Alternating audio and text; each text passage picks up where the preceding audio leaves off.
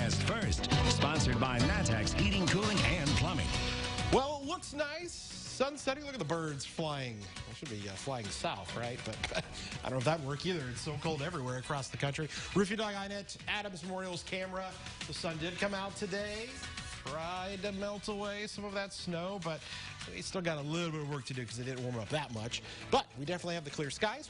Temperatures are sitting in the mid-teens right now, 17 in Champaign. Still 20, though, in Springfield and in Effingham. With the wind chill, still feeling like the single digits. Cold again tonight. We'll see those temperatures falling back down to the single digits under partly cloudy skies. Warmth. It's in the 70s, several days of it. We'll share it with you when we come back.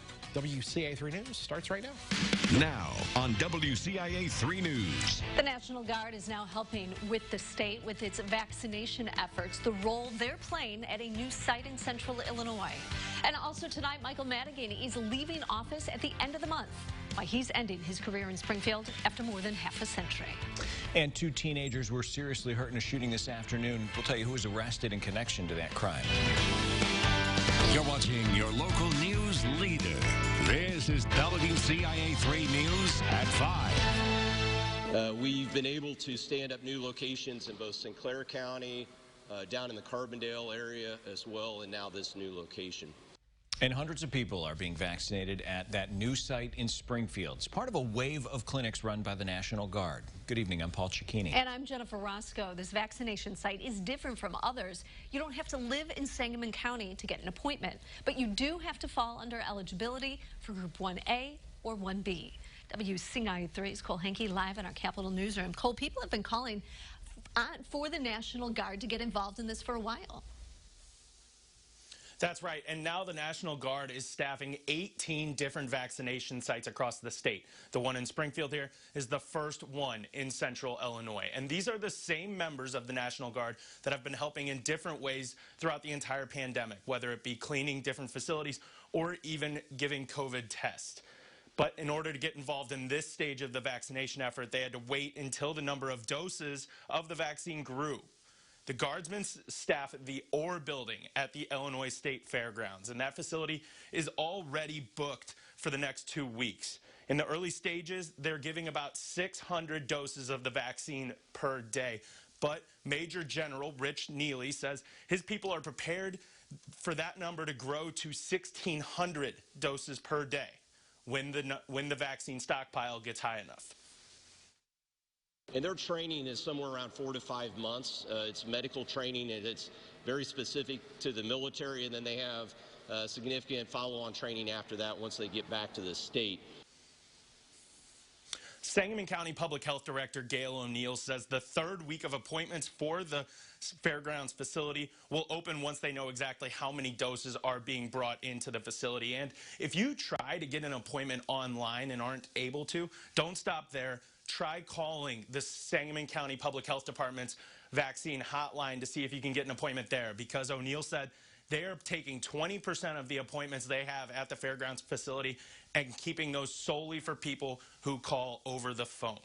Jennifer? That's great, because not everybody does have access to online. That's exactly the point. They're trying to get the people who aren't familiar or don't have access to the online signups. Okay, Cole, thank you so much. That's smart. All right, now let's take a look at today's COVID numbers statewide. We are getting close to 2 million total vaccines being given out in Illinois. Yesterday, 73,000 people got the shot. The 7-day rolling average is 61,000 doses. Now, when it comes to infection rates, it keeps dropping. It's now at 3.3%. The state is reporting more than 1,900 new cases. 72 more people have died. In other news last month, he lost his job as Speaker. Today, Michael Madigan resigned his office in Springfield. Capitol Bureau Chief Mark Maxwell is live in the capital city. Mark, the Speaker started there 50 years ago. That's right, Paul. Back when the Illinois Constitution was set into place, that protecting state worker pensions, also the flat income tax, both of those things still vestiges of Madigan's reign. Now he leaves under federal investigation. The speaker defending his innocence and his integrity. He has not faced any criminal charges. The outcome of that investigation still yet to be determined. One thing that's clear, though, Democrats have complete control of state government and won record power under Madigan's term in office. His allies, like Governor Pritzker, praised his tireless work ethic. I wish Chairman Madigan, former Rep Madigan, former Speaker Madigan well. I mean, one thing I will say is that when you serve as long and in as dedicated a fashion in terms of just the number of hours that the man put into the job, his family can really suffer. It's a challenge for the spouses and children and grandchildren of somebody who's put that much into public service. Now, several different tributes pouring in, giving credit to Speaker Madigan for the time he spent. They're wishing him and his wife well in retirement. Of course, how he spends that time will largely be dependent upon the federal prosecutors and the direction of their investigation moving forward. He's resigning effective today. An earlier statement said later this month. He's moved that up. He's now officially out of office in Springfield today. Reporting in Springfield, Mark Maxwell, WCIA 3, your local news leader. And as much praise is coming in, his critics were very quick to shut the door behind him and get him out. All right, Mark, thanks. Two women who say they experienced sexual violence and harassment from a U of I professor, former U of I professor, are taking legal action. Gary Hsu was the head of the U of I's East Asian Languages and Culture Department. Former students accused him of physical, sexual, and emotional abuse. He had a federal lawsuit against him. Hsu was placed on administrative leave in 2016. He resigned and left the university in August 2018. Now, two women are filing a lawsuit against the university. They say the university deliberately overlooked their allegations to make sure they could still make money from the Chinese student population. U of I says in part, quote, the university investigates and takes appropriate action whenever conduct is reported that may jeopardize or impact the safety or security of our students or others. Someone new is trying to bring people on the U of I campus together. Demetrio Powell is the new Director of Community Development and Engagement at the U of I Police Department. This is a new position. He says his goal is to build better relationships between police officers and students.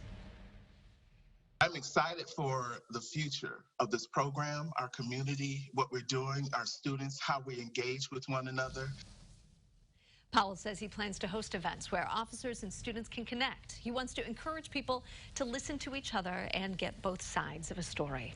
Two 17-year-olds were shot in Springfield today. It happened on East Enterprise near North Albany. Police say both teenagers were seriously hurt. A car went into a ditch and the windshield was shut out. Police have a 16-year-old suspect in custody related to the crime. This is still under investigation. One person's dead after a semi-crash in Sangamon County happened on I-55 at the Sherman Road exit just after 2 a.m. Police say a truck was headed south when it left the road. The coroner says 60-year-old Alan Hubler of Minnesota died from natural causes. He was pronounced dead at the scene. Shortly afterward, there was another crash on I-55 near the Sangamon Avenue exit. A semi rolled, landing partially over the median. No word on the condition of that driver. And no one was hurt after a home caught fire in Urbana. Happened near Hill and Harvey Streets this afternoon. You could see, let's see if we pull up that video, the flames coming from the roof of the house, front of the house. There were more than 17 firefighters working to put it out. No one was home at the time of the fire. The cause is under investigation. A food bank in central Illinois is seeing more need than ever. How much food it's given out to families in just the last year. Plus, there's an effort to eliminate homelessness in Champaign schools. How a city leader plans to make sure every child has a home.